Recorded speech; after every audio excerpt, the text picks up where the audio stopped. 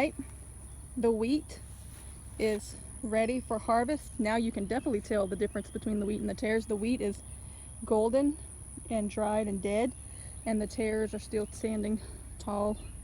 They're green, so it'll be easy to separate now. It's a small patch, so I'm going to use a little handheld scythe to collect it and put it in my wagon, and then we'll have to thresh it.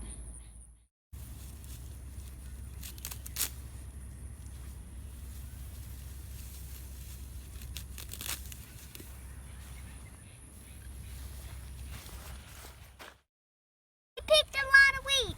Yes, we did, and we haven't even gotten maybe a quarter of it. We'll get the rest of it.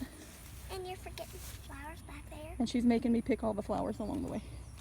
So basically we're cutting down everything, and then afterwards we're going to separate the wheat from the tares. So right now we'll just finish harvesting, and then I'll show you it. It down for those that fly away.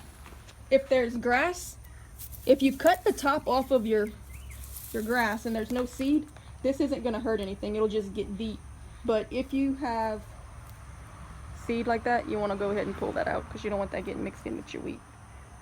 So at this point you need to kind of separate your wheat and tares.